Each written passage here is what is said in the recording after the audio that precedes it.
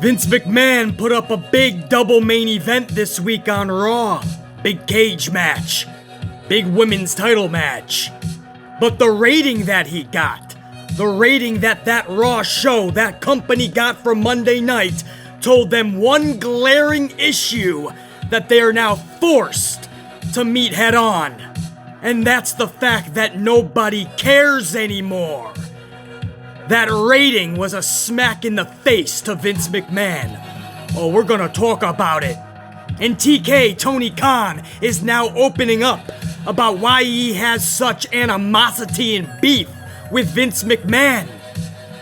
And why Tony Khan feels that to this day, Vince McMahon is doing some shady tricks to try to cut him off at every exit on the highway.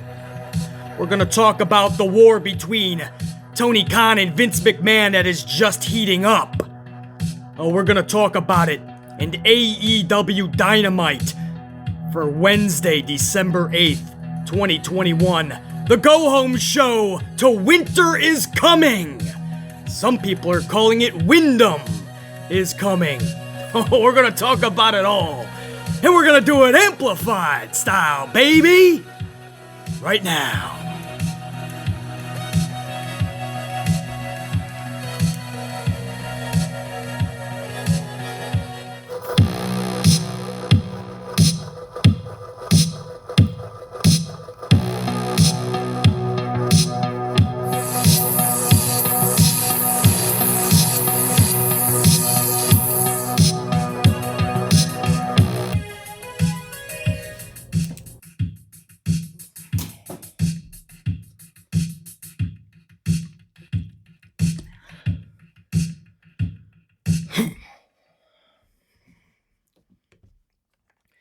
So we're going to get to the Raw rating in just a little bit, man. This is a rating that needs to be discussed, needs to be talked about. Even if you don't like ratings, this has to be talked about because Vince McMahon threw everything up there. The Monday Night Football game, just like MJF just recently said about the rating that they pulled and all the talk that him and CM Punk pulled during that epic face-to-face promo battle.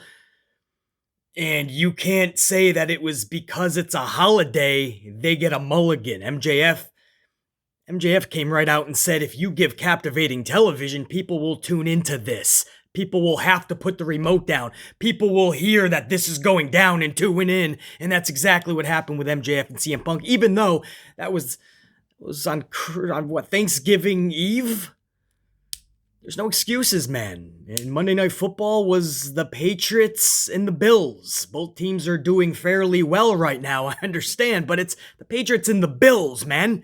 If you cannot pop a 1-7 at the very least with what you produced, that's telling you that fans no longer care. But we're going to talk about it. Because again, we have to. This is what we do on this channel. If people don't want to discuss numbers or they don't think it matters, find another channel, hit the bricks. This clearly is not the channel for you, man. We jump right into everything in pro wrestling, not just what you see in the ring, but we jump backstage and we go in, we take a deep dive into the numbers. So we're going to go into that. We're also going to talk this AEW Dynamite show that they put on last night, kind of like a go-home show to a mini pay-per-view that's free for everybody. Sort of. As long as you're paying for cable. If you got TNT, you're going to catch this Windham is Coming, or I'm sorry, Winter is Coming next Wednesday. And this was a little go-home show, man. Did they do better than last week where many of us felt they kind of rested on the week previous in that epic promo battle between MJF and CM Punk? This week, could they pull it back in, man, and get people reignited? We're going to talk about AEW Dynamite in just a little bit. But there's no way that we can start this off without talking about this little war that Tony Khan, he's pretty much confirming he has with Vince McMahon and what he doesn't like about how McMahon's doing business. And we know how ruthless McMahon is. I mean, we saw that with the Monday Night Wars and just battling WCW. And back then, Eric Bischoff was doing all these undermined, low-handed tricks And Vince McMahon had to kind of respond to that. And it's all tricks that Triple H eventually would steal from Eric Bischoff. And Triple H tried to defeat Tony Khan's AEW by doing all of these tactics. Just going on later than a specific show. When they're on Tuesday nights, for instance, there was many weeks where NXT would go to 10:05, 10:07, 10:12, 10:18. Just so the audience was making sure they went to bed with NXT fresh in their dome piece. Whatever the cliffhanger, if there was one, it was going to be NXT that you had to tune into the next week. Triple H never really won, though. AEW pretty much spanked Triple H's ass every week. But it was tricks like that Tony Khan didn't appreciate from Triple H. Tony Khan did not like Triple H going that low. Let's just meet head on, man. Let's just see who's better. And Triple H kind of is, all is fair in love and war. That's fine. Triple H is a company guy through and through, man. When you talk about who's up Vince McMahon's ass more than anybody, you can mention Brucey, you can mention Johnny, you can mention Nick Kahn. Triple H and that big nose of his, man, he is right there, if not first in line in the Vince McMahon Kiss My Ass Club.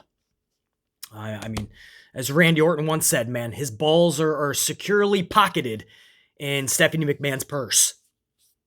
So anyway, Vince McMahon has learned from that as well, and McMahon's doing some shady shit too. I mean, Tony Khan, let me get his official statement. I want to give you guys a quote on this. But when Vince McMahon put that extra half an hour onto their show, was that Friday night or that Saturday night show for SmackDown? Maybe it got moved over to Saturday. Either way, McMahon added a half an hour for no reason. Like Tony Khan says, there was literally not a reason to add another half an hour and call it a super SmackDown other than to try to take his viewership. So that was the first thing that Khan didn't really like. And then this past week, last night, Tony Khan's AEW Dynamite was actually in Long Island and in that same fucking arena. A week previous, a little over a week ago. Maybe it was 2 Raws ago. Maybe it was last week. But within the last week to 2 weeks, Vince McMahon made sure that his Raw was there first. So I think that was last week, because this past was Memphis. So last Monday night, Vince McMahon made sure that he was in Long Island first. And it's what I always told you guys. Vince McMahon protects New York City more than anything. You know he was highly irritated that they slipped through the back door with Grand Slam this past year.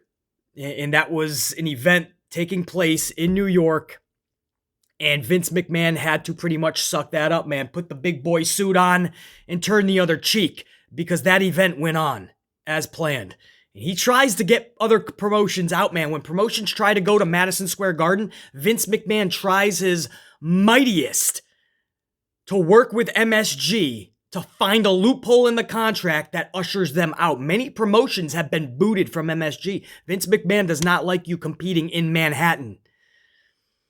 New York as a whole, but especially Manhattan. But he protects places like Long Island as well. You're coming to New York, I'm going to beat you to the punch. So this is what Tony Khan said, man. This is straight up a quote. When talking about this little beef now that has turned into a big beef with Vince McMahon and WWE. Tony Khan says this, and I quote, this is recently to News 12, News Center 12, some news station covering, I guess, Long Island. He says, and I quote, run a show, let's start from the jump here, from the top. I just came to run a show in Long Island, and it's like, hey, they're jumping to the front of the line. Run a show ahead of me. Try to beat me to the market. Well, how did it work out? He's calling McMahon's bluff, man. How did it work out for you? He says, you tried to compete a 30-minute window head-to-head on FS1 against TNT, and I didn't make that choice for them to extend the broadcast by 30 minutes. I was very surprised to see it. My comments were genuine when I saw it. And of course, everybody's talking about Tony Khan's comments when he said, all right, I'll see you on that night and I will beat you on that night. I've been waiting for this moment to beat you. And he said that on social media. Now, many of us who cover pro wrestling down the middle, who don't have a flag in the fight, right? Who are not coddling the balls of a promotion. If you're like BC and you called it down the middle, you covered this story. If you cradle the balls of one certain company, you probably didn't cover the story. But this was huge, man. This was the owner of arguably the second biggest promotion in the United States. There's none second bigger here in this country anyway, and he's calling out the owner of the other promotion, the top dog, and he's saying that this week we're going to beat you head to head in that 30-minute slot. I mean, that's big news, right? Other people tried to downplay it. No, he's just proud of his promotion. Okay, but that's still huge news. He's going to war with the number one company. I mean, that's fucking massive. But he's telling you that he didn't ask for this. Why would you go that extra half an hour and compete with us? I'm not just going to lay down. I'm not just going to stay quiet. I'm not going to stay mum. There's an old saying, the meek inherit earth. But in business, the meek will fall to the back of the line. Tony Khan wasn't about to be such. So let me continue on. He says, I didn't make that choice for them to extend the broadcast by 30 minutes. Like, I was very surprised to see it. My comments were genuine when I saw it. I've been like expecting something like that, and luckily we have. See, so he's saying he's heard from everybody that's worked with Vince to expect that. So he's telling us he's been expecting some dirty tricks, and he's already been seeing them leading up from Triple H himself. The apple doesn't fall far from the tree, man. Triple H and Vince McMahon always in cahoots. That's why I always tell you guys, don't worry about Triple H's feelings. Everybody thinks he's in a basement hitting his head on the fucking cement wall. Why is Vince doing this to me? Please, man. That was always Vince's money anyway. Triple H got to play fucking God. Triple H got to play with father-in-law's money. And when he got his ass spanked, his ass whooped by Tony Khan, and he got his toy taken away from him, Triple H now has to work for NXT, and that's what he's doing. Nick Khan already said Triple H will be assisting Johnny and Brucey and Vince and all of them in the talent department and running the show. Triple H is working for NXT again, or will be. Nick Khan has already said that. So anybody that thought that Vince or Triple H is so sad and he's gonna stand up to Vince, maybe he'll start his own promotion. He's already agreed to work for him, bro. He doesn't need to. He's a multi-fucking millionaire. No, he loves not just money, but he loves power, greed. The apple doesn't fall far from the tree. Don't act like Triple H is a victim here, brah. So Tony Khan says, we've been expecting something like this. Luckily, we had CM Punk and Ruby Soho and some great stars lined up to wrestle that week, or I might have had to change the card. He's saying we were in dire straits. I might have had to fuck things around, man. And that's exactly what Vince said back in the day when Ted Turner was kicking his ass, Eric Bischoff was kicking his ass. Vince McMahon admits we were almost out of business. So, I mean, Tony Khan's not going to that extreme, but he's saying I might have had to actually change a card that I've had up for weeks.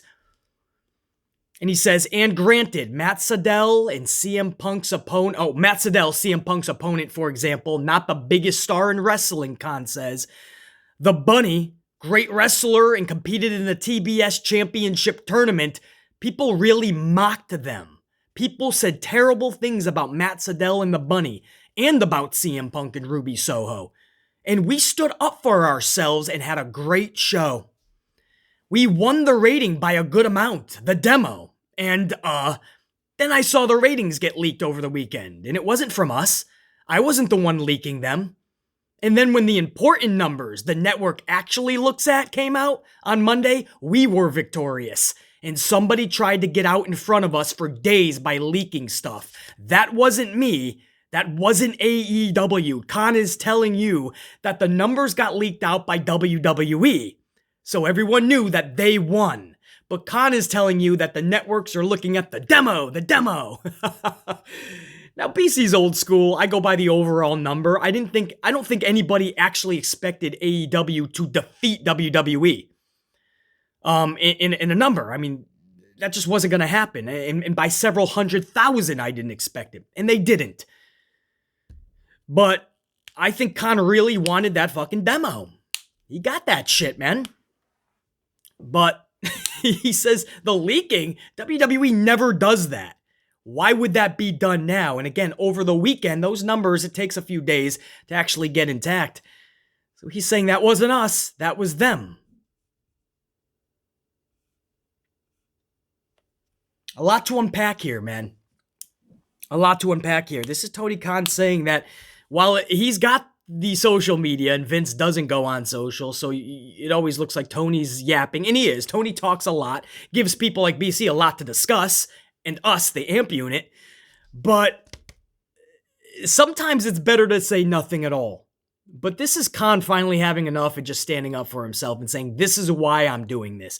It's because what you guys don't understand is Vince McMahon is trying to do all these underhanded shit, all these shady tactics for no reason. He started off saying, like, I'm actually trying to mind my own business, but we're not just going to lay down if somebody's trying to compete. And he says, like, this past week, they knew we were coming to Long Island way in advance. Why would you try to beat us to market? Yeah, ruthless business, right? I mean, if Tony Khan says he's going to Memphis, I don't think Vince McMahon is going to rush to Memphis. But no, New York, Vince McMahon is protecting his market. So he tried to beat him to the market, and Khan said there's no reason for that. There's enough. It's New York. There's enough for both of us. Let the fans decide where they want to go, but don't beat us to market. Let them all spend their money on Raw. The kids have nowhere else to fucking go now because parents ain't going to shell out another dime.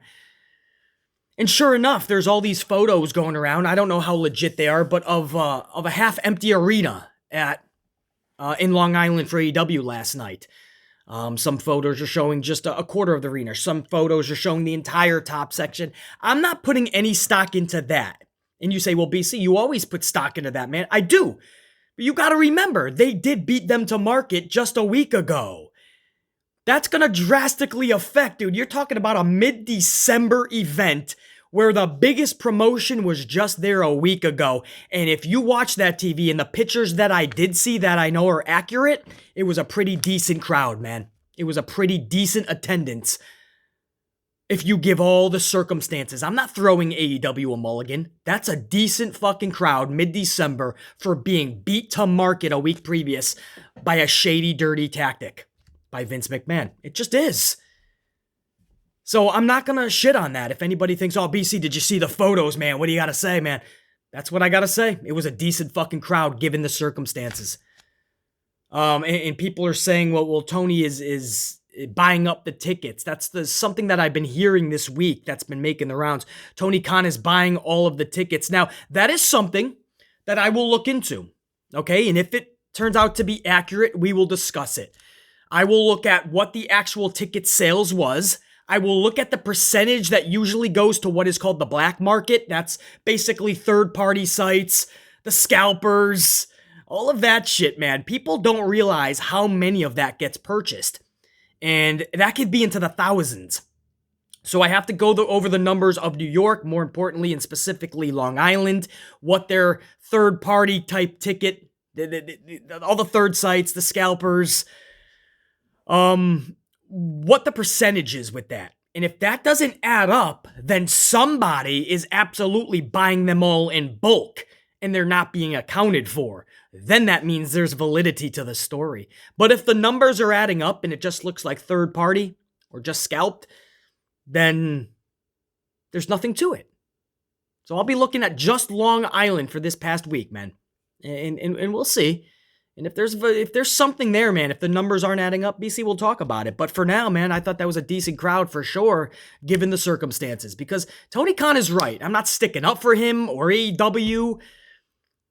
But he's right, man. They got beat to market, and this isn't the first time where Vince McMahon is trying all this shady shit. And my problem is, you say, well, BC, that's business, man. It's ruthless aggression with Vince. That's fine. If you want to just totally take out your opponent from the jump, that's great.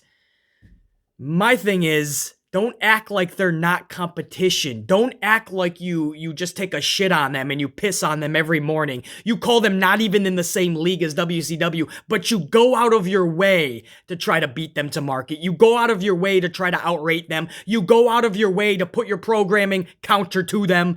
You go out of your way to do this, and you did it with NXT. It's not like you just did it that one time with WW. So you say one thing and you do another. Well, that's somebody talking out of their ass. I don't like people like that, man. I like straightforward people. Be honest. You want to take this company out. Say that, man. I'll respect you a lot more. I want to take AEW out. If you say that, okay, now we know your fucking agenda. Don't act like they don't exist and then turn around and act like a scared little bitch. That's not going to work, bro. So Tony Khan has this beef with Vince, and it's valid. Should Tony Khan relax a little bit in what he says to every interview outlet that he does? No question. But you know, he's fed up too, man. Vince always talks about how they're nothing, how they're not competition and all this, and then he does all this underhanded tactics, man. Tony Khan's gonna stand up for his shit. I thought that was very interesting to go over, man. And Tony Khan, he's saying, man, I'm not going to initiate anything, but I will respond. He's a feisty dude, bro. This dude is feisty. I want to go over the Raw rating, man, before we get into AEW Dynamite. Oh, ho, ho, ho. Hot damn, man. Let me try to find the exact number for you, brah.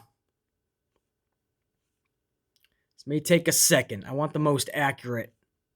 I received a few numbers. A lot of people are actually going to the round out, which is a 1.6. But that's actually not accurate. I believe they came in at a 1.599. I'm just saying. I mean, let's be accurate here, man. We have to get technical. It's a number.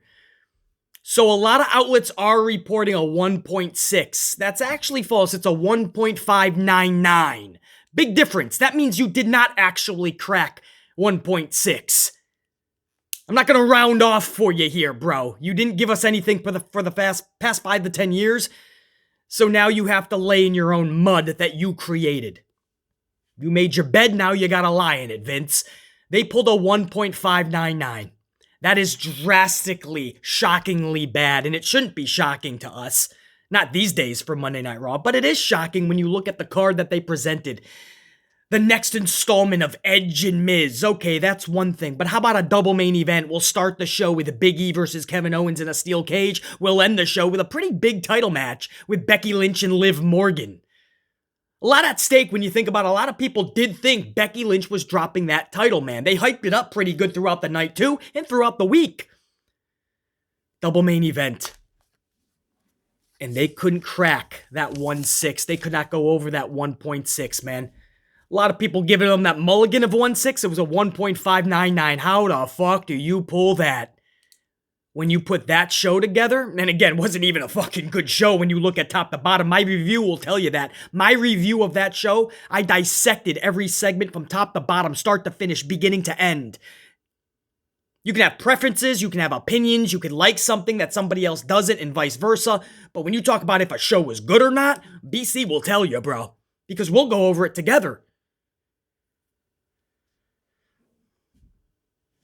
But good or not, the show that he put out there with the double main event, you're thinking that alone should propel you to a 1.7. Bare minimum.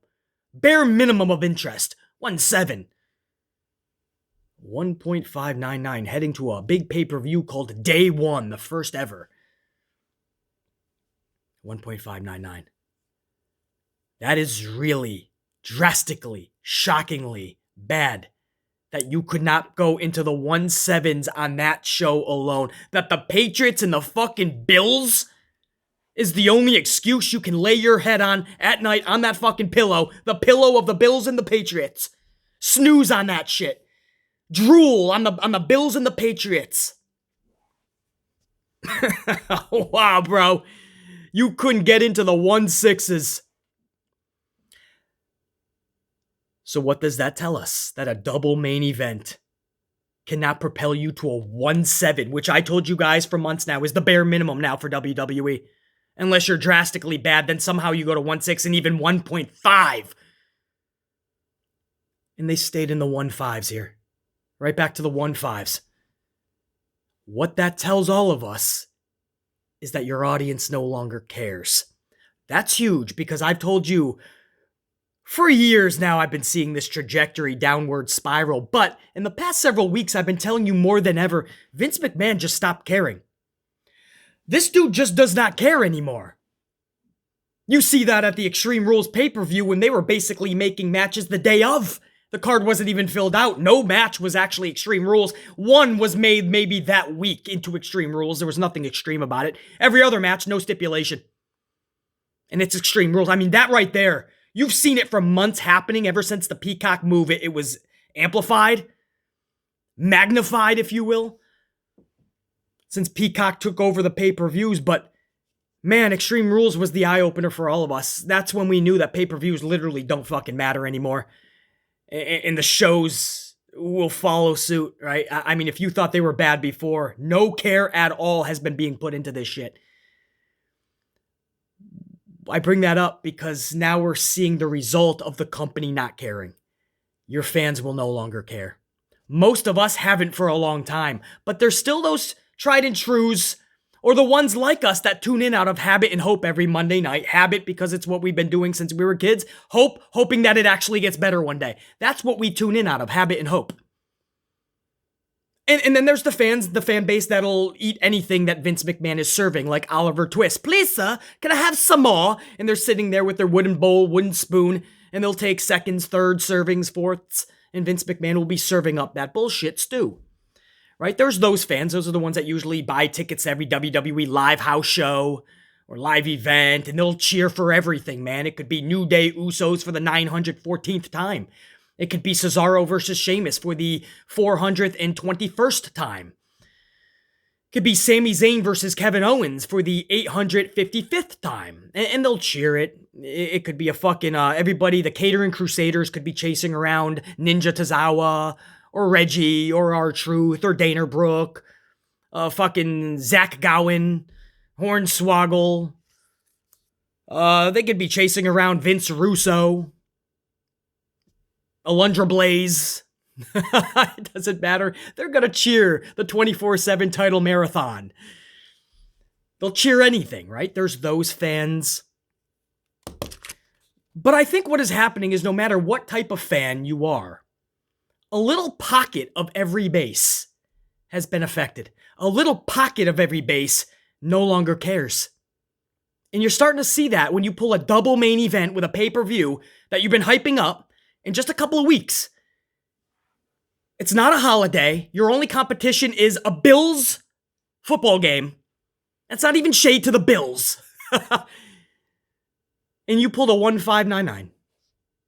I'm not rounding you to a 1-6. Fuck that shit. A 1599. That's telling you your audience doesn't care. Good luck even getting back past a 1.7 now. I don't know how they see a 1.8. How are you going to get past a 1.7? How the fuck are you going to do that? How are you gaining 300,000 people, or 2 to 300,000 people in the next few weeks to get you in any interest to day one?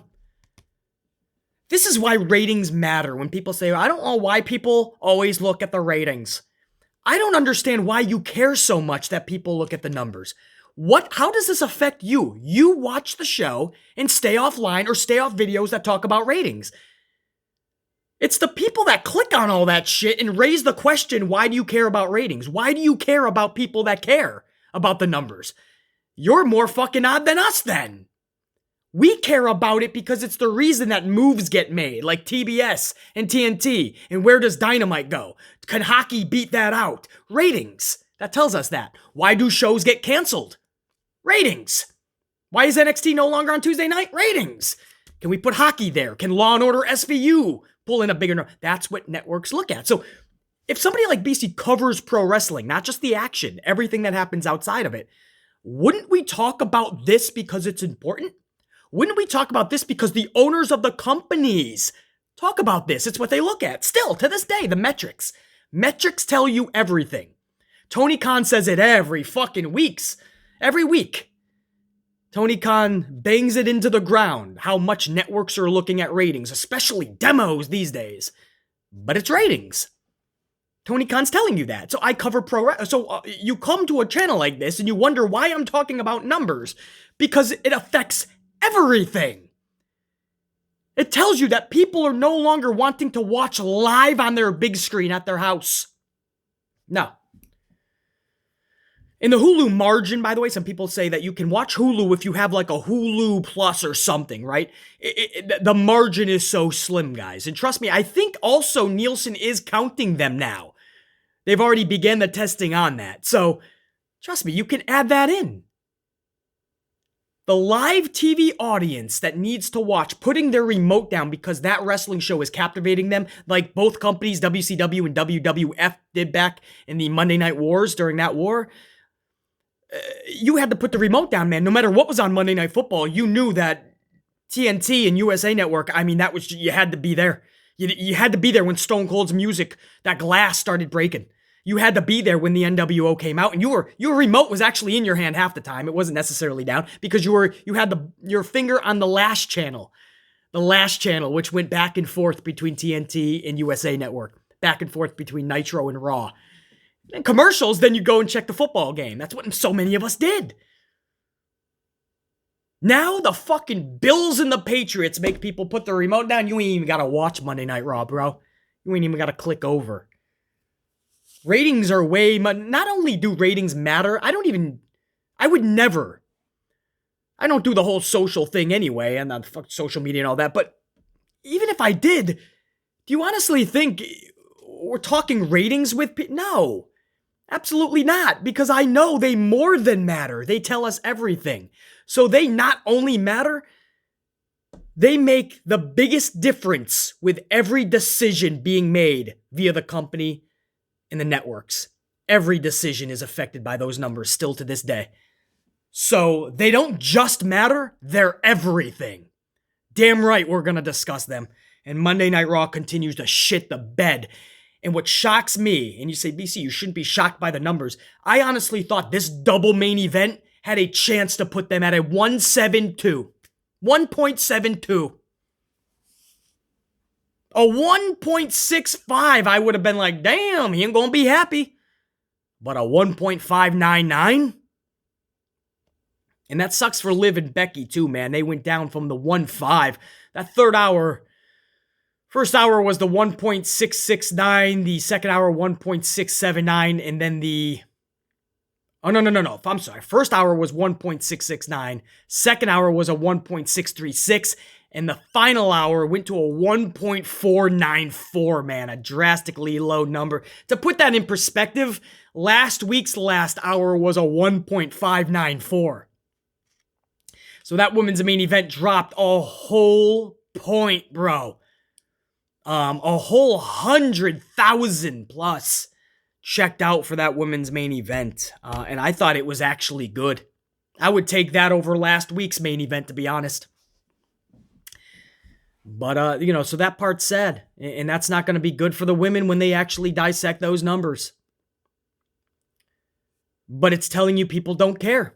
I can't even blame that on just Liv and Becky. I think just asking them to watch 3 hours of that show is too much. They don't care from hour number one. They don't care from the first minute. You expect them to care 3 hours later? I can't even put the blame on Liv and Becky. Put the blame squarely on Vince McMahon like I always do.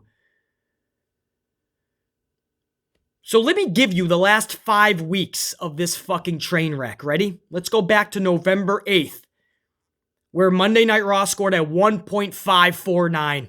This is leading up to fucking Survivor Series, and you're pulling a 1.549. The next week on November 15th, they pulled a 1.585. They went up a 0.36.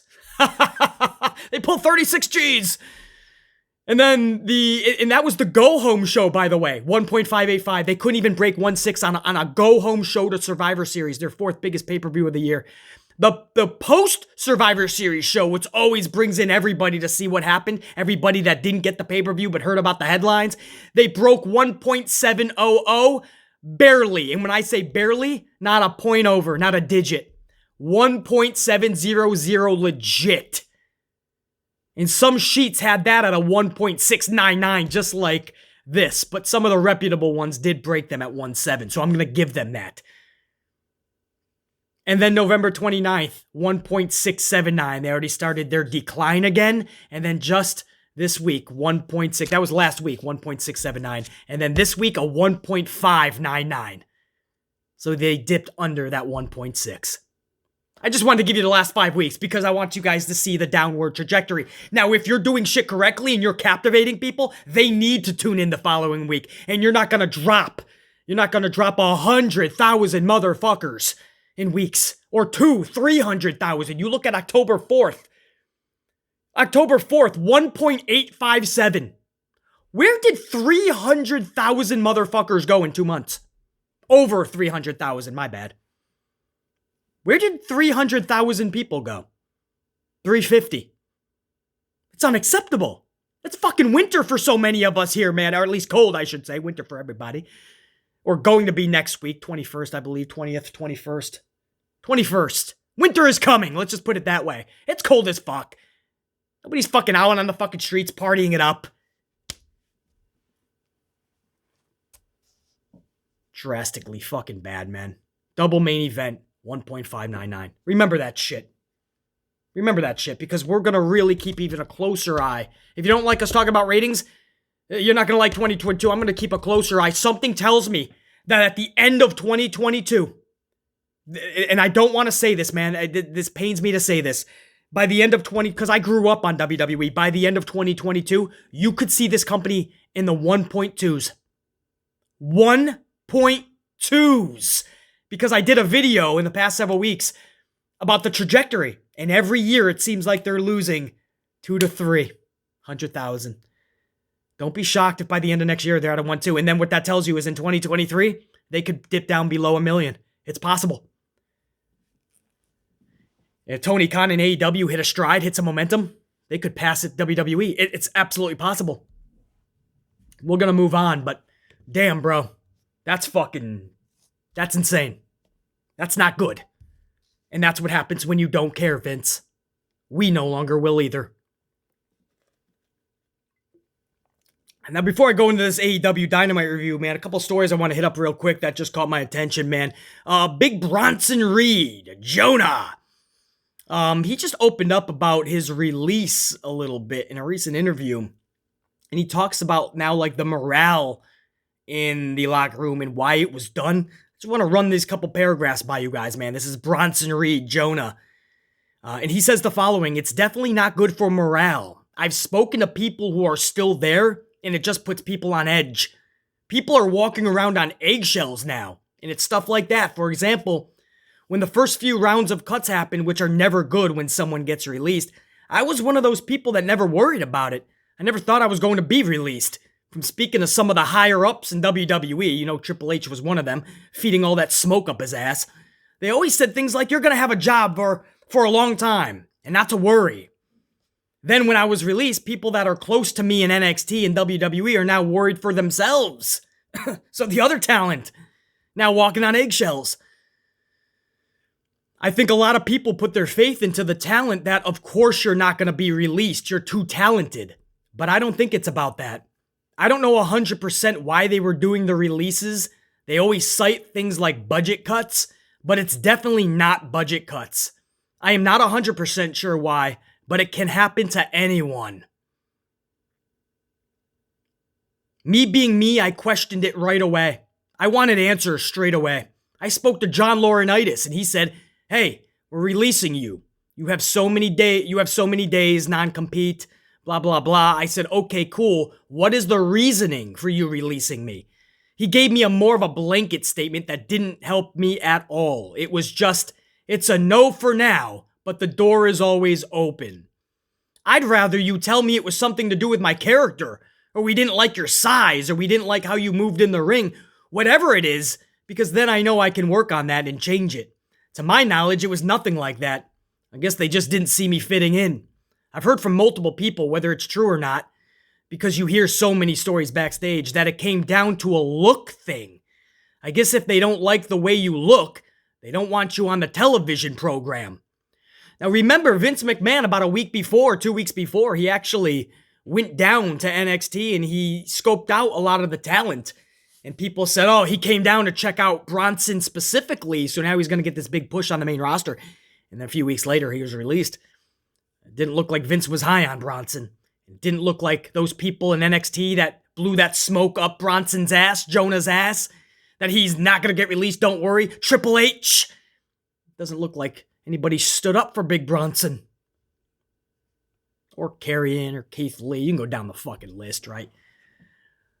No Balls Levesque didn't stand up for any of them. You don't know that, but it's like, maybe he did, man, and it gave him a heart attack. No, he didn't stand up for shit, bro. I know a lot more about how Triple H runs business than probably you do, man, because I've done enough research. Sadly. So that sucks to hear, man. This guy still months later doesn't know the real reasoning. Kind of sad, man. Both Johnny Gargano and Kyle O'Reilly, their deals are set to expire within the next, 30, 60 days? Something like that, man. WWE has put them both in kind of angles, so I don't know if any of them are going, to be honest. The way WWE set this up, bro, they're kind of like little storylines. Gargano sent a social media post out recently saying, even after last night, I still can't put everything I'd like to say into words right now. Just know that I appreciate all of you more than I can ever really express. I hope I made you proud. Kyle O'Reilly even went on social. Truly overwhelmed by all the love and heartfelt messages. By no means does this mean goodbye. Just smell you later. I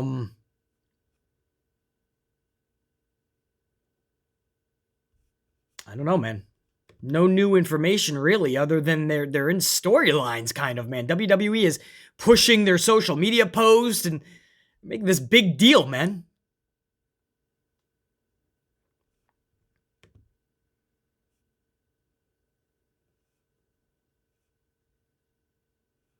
Oh, this is funny. Hold on. We'll get to AEW Dynamite, man. These stories are just coming to my attention right now, man. Eddie Kingston talking about people he does not respect in pro wrestling. That should be pretty funny. He says, Punk isn't the only person that Eddie Kingston isn't a fan of, supposedly. Eddie Kingston says, and I quote, there's certain people in wrestling I do not like. Punk is one of them. Cesaro is another one. The big Swiss idiot in WWE. I know him as Claudio. I don't like him. I don't respect him. If he ever comes here, we're going to have a problem. Or whenever his contract's up. I don't even pay attention to what he does. But guys like that, I just don't like. I don't respect them. That was great. Oh, fuck. It's too much reading, man. We have to get on to other topics. But I'm guessing they're buddies, right? Now I have to do research on this. Maybe they just literally don't like one another. Because in real life, Kingston didn't like Punk. That was a real thing, guys. That's what made that so much special and so much more fun. That storyline they just did, Punk and Kingston. But to hear Kingston talking about Cesaro, now I gotta find out if this is legit.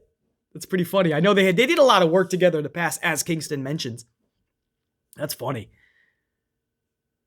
That's fucking awesome, man. Oh, you see this one, man? I'm not gonna spend too much time. Rhea Ripley is going around saying that RK Bro is like them. They're like us. She was telling the story about how her and Nikki were watching RK Bro from backstage, and they were like, hey, they're kind of like us.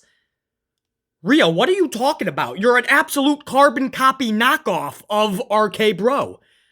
Vince saw that got giggles, right? It's the fucking, the father and the son combo, the odd pairing combo. The odd pairing combo has been in wrestling forever.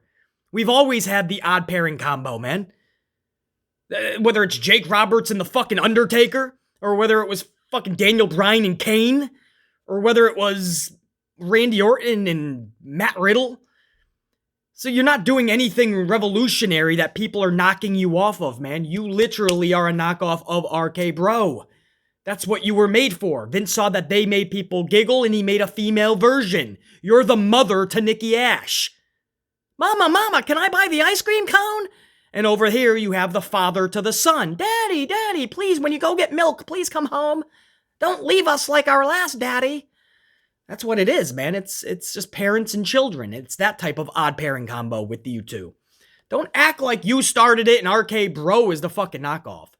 She's just now realizing, oh wait, I see a similarity. And by the way, it's not working at all. Does none of you any favors. Anyway, let's move on. Let's talk AEW's fucking Dynamite, man. A little bit of a review here, man. MJF's music hits to start the show. Long Island, the hometown kid. But it's CM Punk, man, who's pretty much trolling, not just all of us, but more specifically Long Island, man. CM Punk comes out to MJF's music. He's getting some cheers, but solid boos mainly. Punk says, is that all you got? Chicago was louder than this. Of course, that's going to get you some more boos. That's going to get you that heel heat you're seeking for that one night only, man. Getting CM Punk as a heel, pretty cool.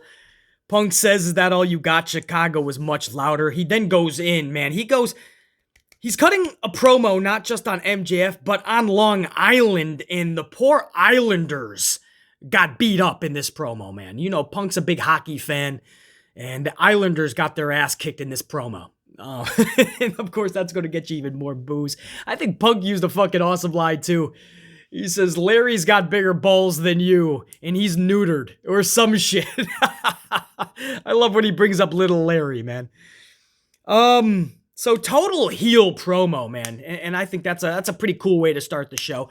Keep furthering that with MJF and Punk. You know Punk is going to get blasted in Long Island. I probably would have kept him off the show. Because when you look at the grand scheme of things, nothing that happened last night really elevated that feud drastically, right? It was fun to play off of his hometown crowd, but nothing really. Now you just have the casual fan, because even though Punk doesn't think there still is. And they're going to tune in AEW every now and again, and they're going to wonder why a lot of people are booing Punk, and they don't understand. They're not bright enough to understand. That's why on this channel, I kindly ask for a simple rule. No stupid people be on this point. This point meaning before you click the button to the channel, please, no stupid people. But there is out there, and they'll be like, why are they booing Punk? Oh, maybe I should do that now. And it just blurs the lines. People are kind of comparing this to John Cena. What are you talking about? It's not even fucking close. Whoever's doing that, man, I saw several fucking message boards saying, oh, it's kind of, remember when Cena got the mixed reaction? That was different. Cena got it every fucking night. It was basically the character. CM Punk, this was because he was in Long Island. I don't understand what people are getting twisted about this. It's nothing like John Cena. Stop with that shit. Stop being stupid. Anyway, pretty good opening though. I would have put something else there and taken Punk off the show, but it is what it is. The Dynamite Diamond Battle Royal is what kicks us off, man. And during this thing, man, the lights were flickering and it went to like a blue to the red, which, doing some research, they actually go to that color scheme, that synchronization, that sequence. They go to that several times for a Dynamite show for AEW, so that could have just been their lighting fixtures. I am getting word, I missed this during the show, but I'm getting word from several people that those lighting changes and pitching out or going to red, it happened several more times during the show. I'll have to go back and do more research. But I'm not seeing anything drastic that is saying that is a superstar on the horizon. A lot of people looked at the light changes and are saying, hey, it could be a Windham tease.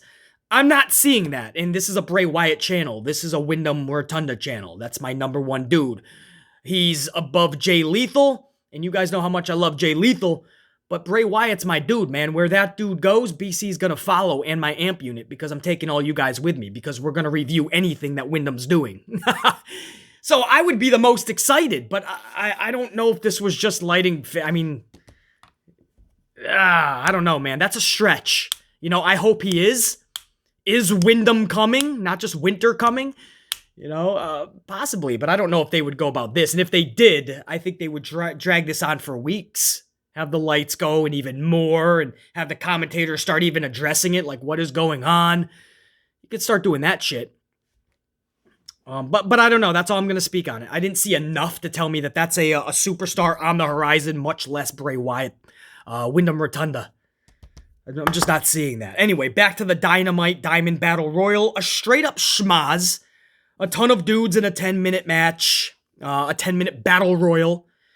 I'm a little bitter because my dude, my second in command, Jay Lethal, was one of the first dudes eliminated. How you gonna do my boy like that? Saved him a little bit. They had him get fucking knocked out, but because Matt Hardy knocked him out with the knucks and then pretty much chucked him over the top rope like yesterday's garbage. That's Jay motherfucking Lethal, bro. Like, some people are saying, well, they protected him. They had him knocked out. It's going to lead to a storyline, which is good for Jay Lethal right now. He needs something like that. For a storyline with Matt Hardy, pretty cool. And I agree, by the way. I'm cool with that for the first big storyline for Jay Lethal. After coming off that loss with Sammy Guevara and no real story going into it. So I'm good with this story. But he doesn't have to be one of the first ones eliminated, man. I blinked and he was already out. You could have saved that a little closer to the fucking end, man. Let Jay Lethal get some ring time. Let people go, hey, who's that? Oh, that's Jay Lethal, who haven't heard about him before or saw him.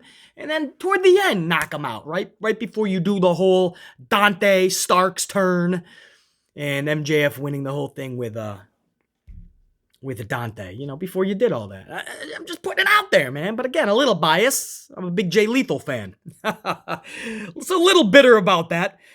Long Island hometown favorite MJF is one of the last three remaining. The other two finalists are both part of Team Taz. Ricky Starks, Dante Martin. Dante turns on Starks, and Starks is subsequently eliminated. This leaves MJF and Dante Martin as your winners. Because remember, how this works is you get the two winners, the two finalists, and then the next week they take on each other for that $50,000 third ever diamond ring. So it was indeed MJF and Dante Martin, who are your winners. Again, because Dante turned on Starks, man.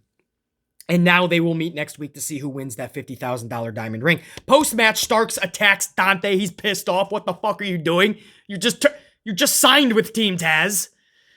So that was cool. MJF is conflicted on if he should help Dante, who's still getting beat up by Starks. He ends up re-entering the ring after looking like he's just gonna, like, stay the heel. But the hometown crowd, Long Island's pumped up. Hey, go save him. So he jumps in the ring and he stays in heel format though, man. He actually helps out Starks hammer down on Dante, especially because he has a match with Dante next week. Why the fuck would a heel help the dude he's going to take on next week for a $50,000 ring? Just because you're in your hometown? Nah. So I love the fact that he acted. He even pushed Ricky Starks, but then they start beating down on Dante. This brings out CM Punk to a cascade of boos. Again, if you fucking annihilate their Islanders, annihilate their fucking town, say Chicago is louder, and say that Larry has bigger balls than their hometown hero MJF, man, you're going to get a cascade of boos if you decide to come back out. Well, Punk decided to. He comes out and he's got that cascade of boos. MJF retreats and Starks receives a GTS. Again, there's nothing that Punk did last night that he needed to be on the show. Nothing that you're truly going to remember. You know, some zingers to Long Island during the promo. That'd be about it.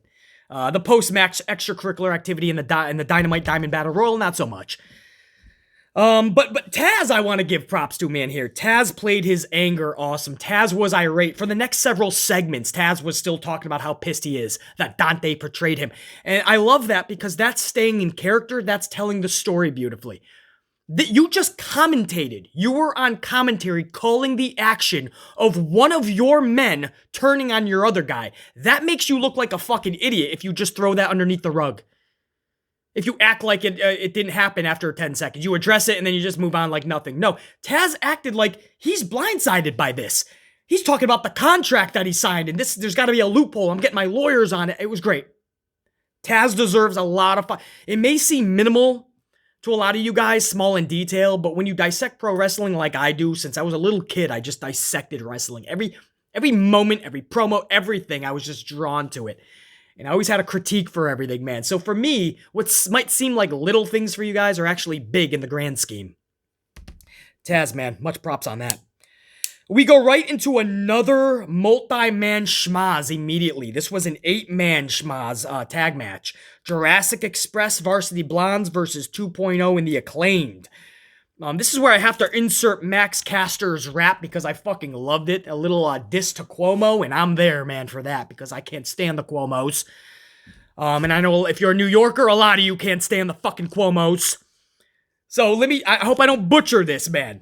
It went a little something like this. Max Caster's rap on the way to the ring. Yo, the Acclaimed, we're this company's pride and joy. I'm Platinum Max, I'm an island boy. We pack more shows than any one of you squirts. I mean, we're bigger than New York. If you want to hit us with the silencer, you're all gonna take another L like the island does. Jungle Boy still can't cut a promo. We'll run your bitch ass out of town like the Cuomos. Come on, bro. Oh, that rhymed too. I like it. I love it, man. Jungle Boy still can't cut a promo. We'll run your bitch ass out of town like the Cuomos. Come on, bro. Max Caster, he's growing on me, man. This dude's coming out with some really good ones. Anyway, that got a pop from BC.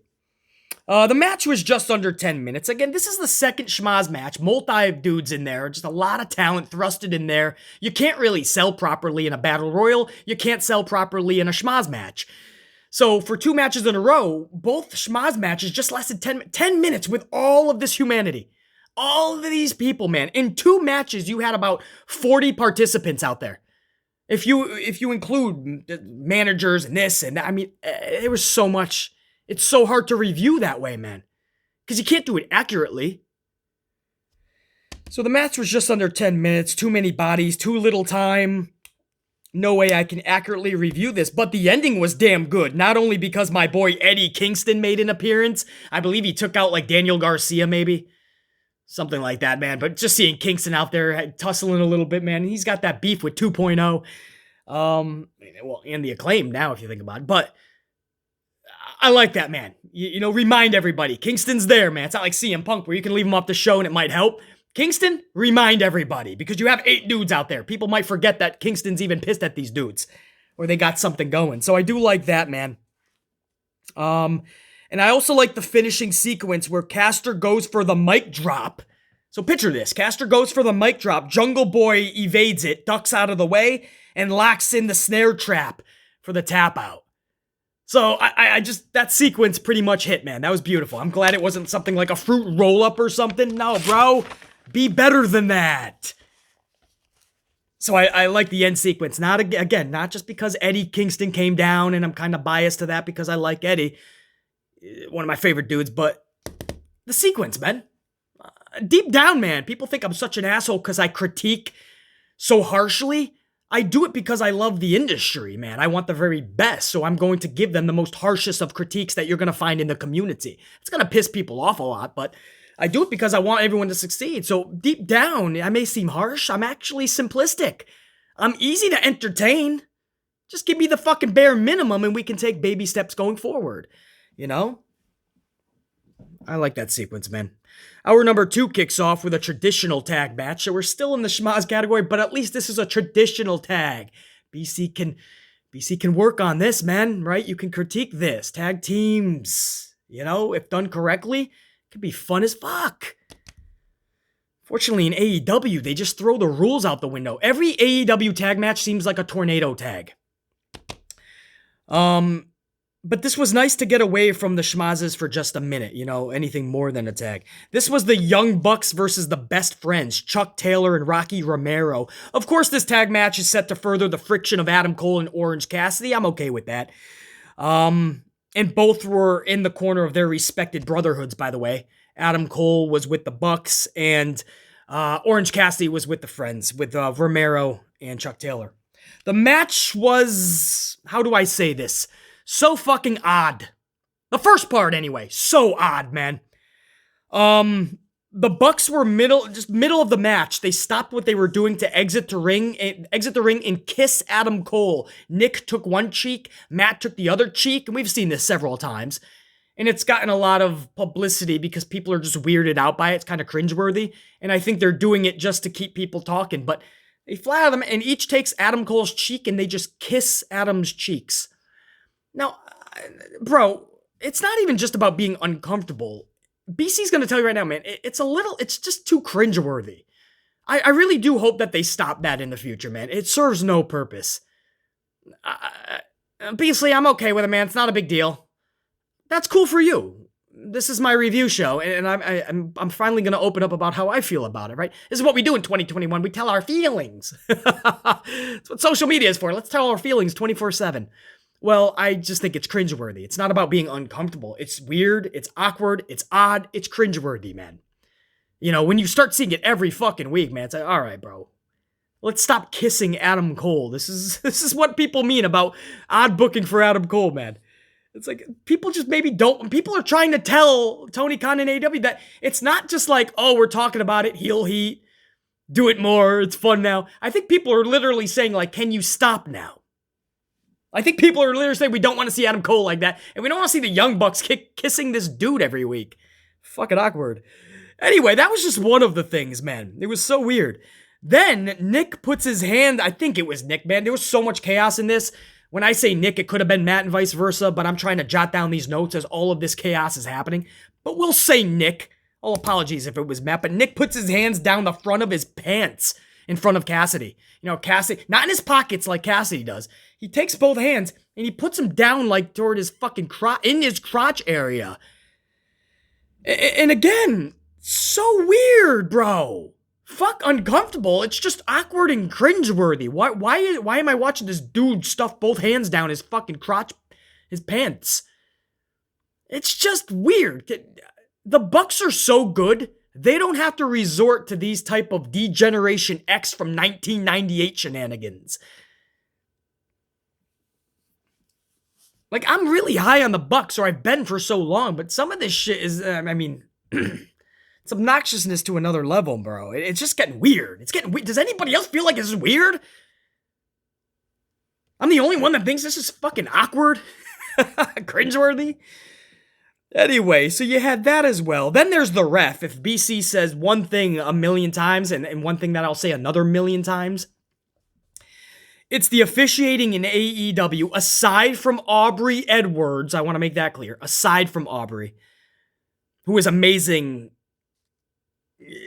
Nearly every fucking performance that Aubrey does is fucking pretty flawless. But aside from Aubrey, the officiating in AEW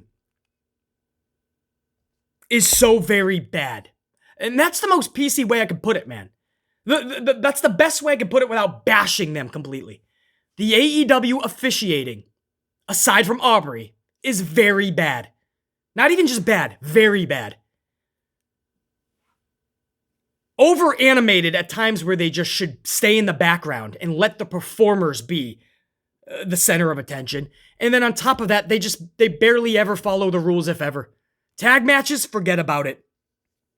There was a long period of time in this very match where everyone should have been counted out. And the ref, instead, wasn't even counting. Wasn't even counting, bro. Like, I had to ask myself, I was doing notes, looking up, and I stopped myself. And I go, wait, shouldn't they have been counted out by now? And they pan to the ref, and the ref is like, he's a viewer. He's just watching it all. This is crazy. Shouldn't somebody control this? Oh, what's that? Hank Henderson, what did you say? Oh, I'm the one who has to control it? Fuck that. Look at this. This is chaos. I'll just watch. And we see this every fucking week. They should have all been counted out, and he's just fucking watching it. Then later on, the Bucks are doing a double team on Chuck, not just for a move or two, not just for a few seconds, while the ref goes, 1, 2, 3, 4, get out, you out, I'll disqualify you. No. Ref's just kind of watching, man. The Bucks are doing a double team for an eternity on Chuck Taylor, middle of the ring, and the ref is in the corner daydreaming about a margarita at the Four Seasons Resort. When BC has to yell at the TV, dude, what are you doing? Get in there. People are watching this. Make it realistic. Make it believable. Anyway, BC had a lot of problems with the first half of the match. The second half of the match picked up, and it was actually a lot of fun, man. Crowd really got into it, too. The first half, they were like, a lot of them were standing, but they really weren't captivated. They were expecting good shit, but I think they were just as weirded out as BC. Second half, you started to hear them. And that's what I mean. When BC gives these critiques, all you got to do to see if BC's being fair or accurate, go back and watch yourself. You'll see everything I'm saying. Judge it yourself by the crowd in attendance. That'll gauge how the rest of us were feeling, or the majority. Second half of the match, so much more fun. Crowd really into it. Good action. Still some weird shit, like Cassidy just gets in the middle of the ring and starts doing his little shin tap kicks on Adam Cole. So Adam Cole got in the ring, then fucking Orange Cassidy. Brandon Cutler was spritzing his water, and he accidentally got it, I believe, on Matt Jackson.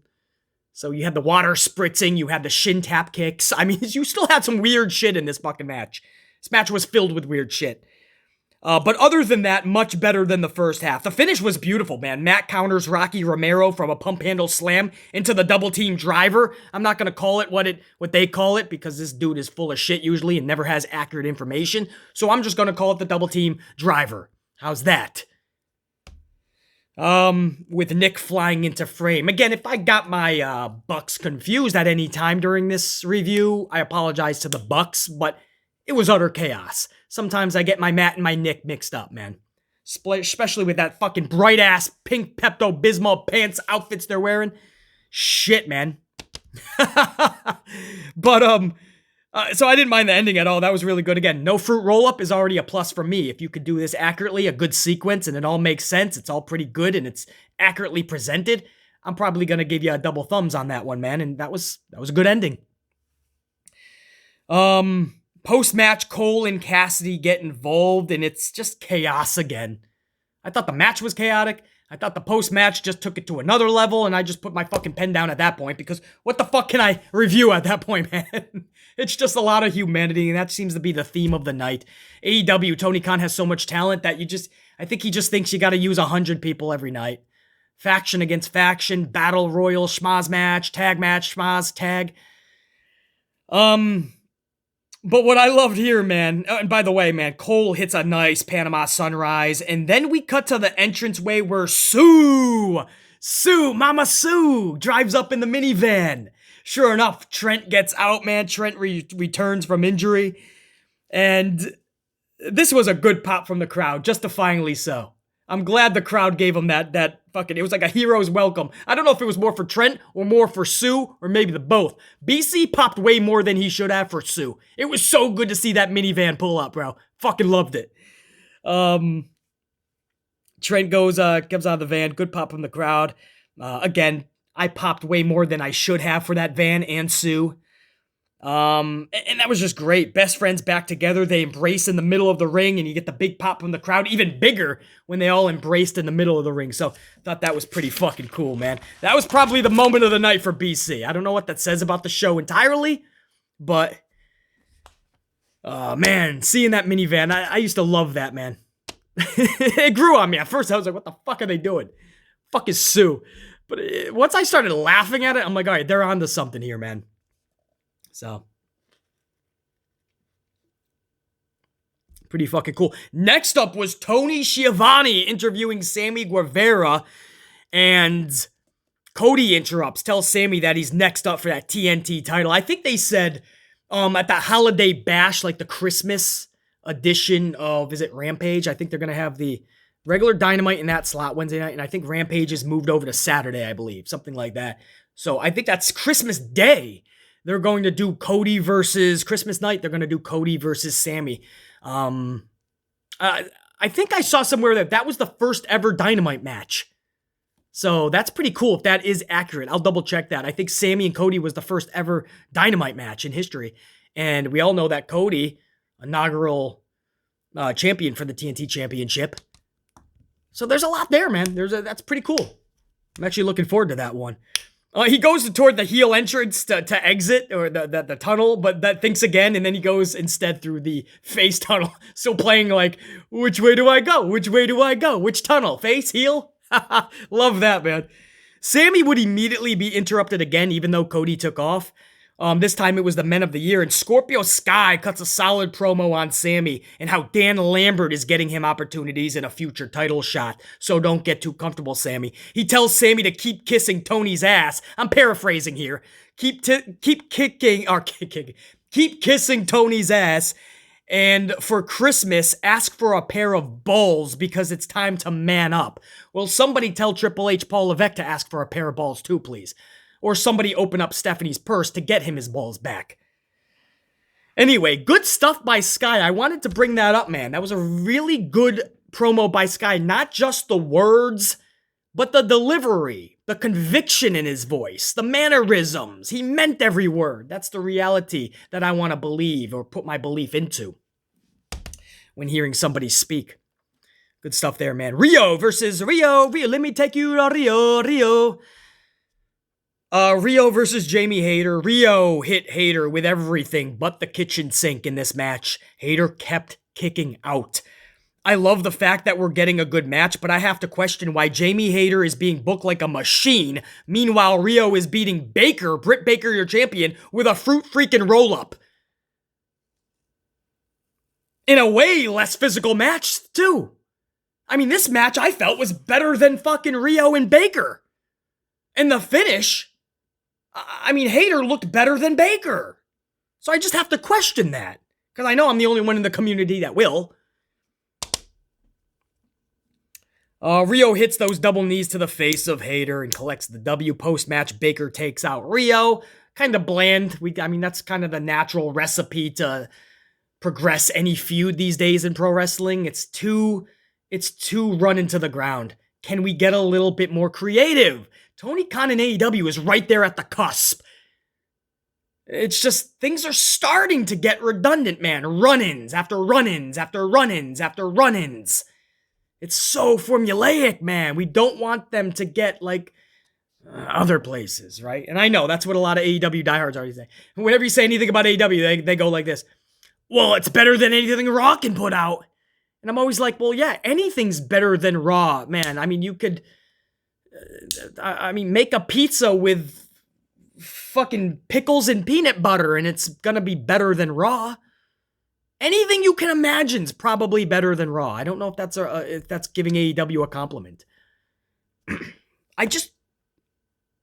Rio and Baker is a match that we have seen. And you can get mad at me all you want. This is constructive criticism. Listen to me here, man, because you know I'm right. Rio and Baker is a match we've already seen a bunch of times. In fact, there's now a fact out there. Baker has never beaten Rio. That's the storyline, supposedly.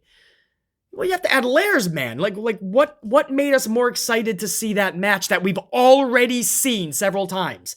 We're tuning in just to see if Baker can finally beat her. There's got to be more to this, man. There has to be a real story. Rio wins against Hayter, and then she gets beat up by Baker. Nobody's going to remember that, bro. Nobody in 2 days, 3 days, 4 days, 5 days is going to go, hey, remember Wednesday when Baker took out Rio again? That's right, I said again. Nobody. Right now, people would have forgotten about it if I didn't tell you what happened post-match. So what I'm asking is, can we go from forgettable to memorable? That's when you can really step up your game, man. Tony Khan has so much going on. So many shows, so much talent. He does so much interviews. Spend more time like thinking, hey, now how do we skyrocket Baker and Rio? How do we skyrocket Cassidy and Adam Cole? You see that schmaz match, and they were used as the managers who got involved, basically. Well, that didn't do anything for BC to want to see Cassidy versus Cole any more than I did going into that match. That's what I mean. We can do better. CM Punk and MJF. Nothing that happened last night wants you or made you need to see that more than going into last night. You know I'm being accurate with my words. So I'm just raising, man. I'm not shitting on AEW, man. I'm saying these are things or areas where you know we can improve. Well, Cody asked us to tell him the truth, whether they're doing right and wrong. BC's doing that. Help BC get word back. Help BC to help make AEW even better. So that we can all see what our ultimate goal is that we want to see. AEW kicking that ass. Just trying to make it better, brah. Backstage, we're about to interview the Varsity Blondes and Julia Hart. The lights go out. Malachi Black appears. The lights go out. Malachi Black fucking sprays this mitts into that black mist, whatever the fuck it is, into Julia Hart's face. Totally botches it. I think he was either supposed to be closer. Maybe it was supposed to be more. Julia Hart maybe got a little bit of like Brandon Cutler spritzing of it. And she's screaming at the top of her fucking... You would think like it's a fucking Halloween movie. I'm like, bro, you just got a dusting of spritz. Relax.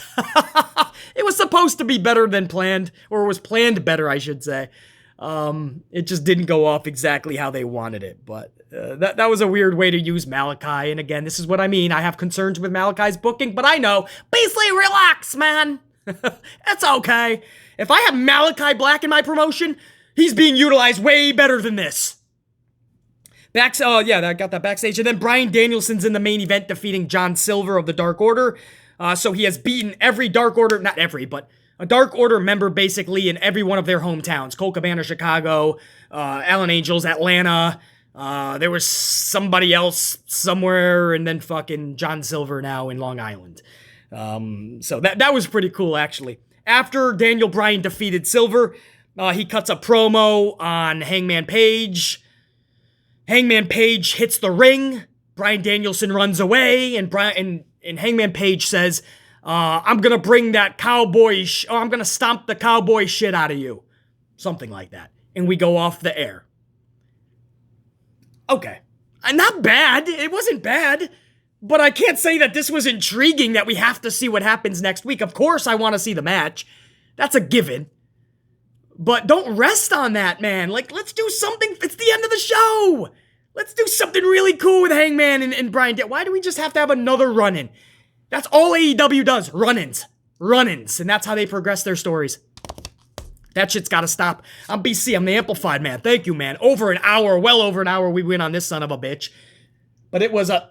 Damn. It was a hell of a time, man. Thank you for joining me on this Friday. Or Thursday. Let's not get ahead of ourselves. We're not at the weekend yet.